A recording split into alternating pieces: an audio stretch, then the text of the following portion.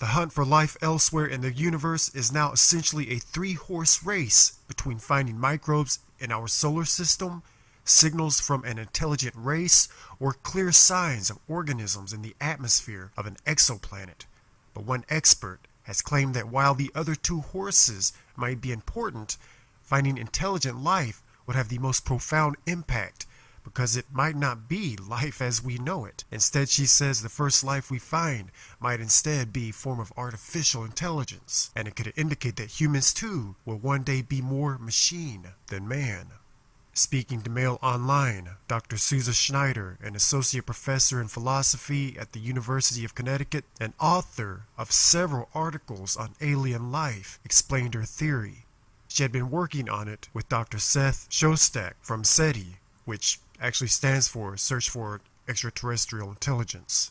She says, what I was focusing on was a bit unusual because I was arguing that the most advanced alien civilization would actually be forms of artificial intelligence, she explained. She adds that they might not be the life we find first, with the discovery of microbial life in the solar system being more likely, but it wouldn't be the same as finding little green men, she added. It wouldn't be as earth-shattering.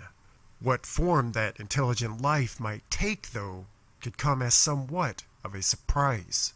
She says, if you look at our own civilization, people are becoming more immersed in computers, and we can already see signs of it in our own culture. She continues, silicon is faster than brains. The idea is that our brains are actually fairly slow. Think about how hard it is to even remember a phone number. AI researchers are doing quite well, and most people in computer science think we are 50 years away from AI that is smarter than us. She continues, so it looks like the next evolutionary step could be we are post-biological. We are sort of part computer in that people decide to upload themselves. She continues, and I don't approve of this as a philosopher, but I think the thing is, that's sort of the pattern a lot of people are starting to notice.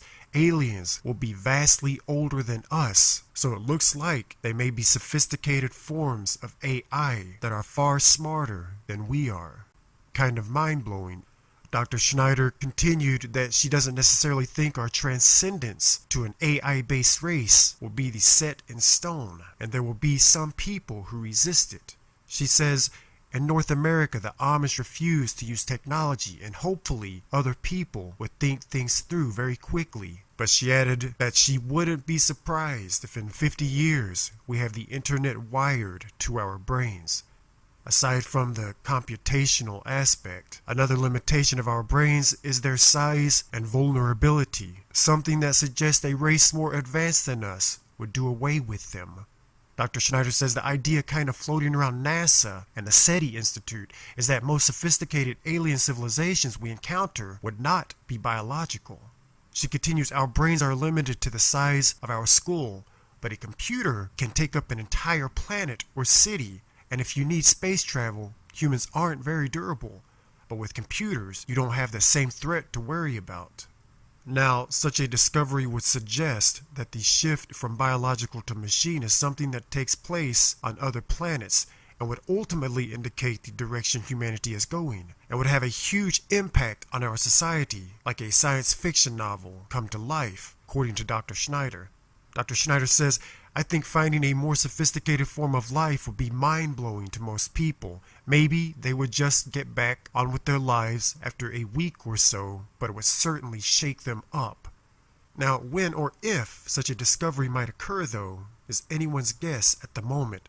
Some people at NASA and the SETI Institute think that alien life, perhaps just microbial and not intelligent, will be found within the next 20 years. But if intelligent life is one day found, the nature of it could have a huge impact on humanity today and in the future. Dr. Schneider concludes by saying, in a way, finding artificial intelligence could be more surprising than finding little green men. In the recent astrobiology symposium at the John W. Kluge Center at the Library of Congress in Washington, D.C., several experts in the field outlined their views on whether we are alone. Ultimately, the type of life we find first will dictate how we should react to its discovery. SETI astronomer Dr. Seth Shostak explained that the hunt for life is a three-horse race. First, there is the hunt for life. almost certainly microbial, in our solar system. Next, there's the possibility of detecting signs of life in the atmosphere of an exoplanet, perhaps a telltale signature in its atmosphere. And last, there is the work of the SETI Institute itself, which hunts the sky for signs of a signal from a distant intelligent race. Now, it's unclear which of these methods will be first to cross the line, but whichever one is will most certainly have significant ramifications on Earth. Dr. Shostak explains there have been 10,000 generations of humans before us. Ours could be the first to know that we are not alone. Dr. Shostak also went on to explain that he thought the first intelligent aliens we encounter might not be biological, but rather a form of artificial intelligence.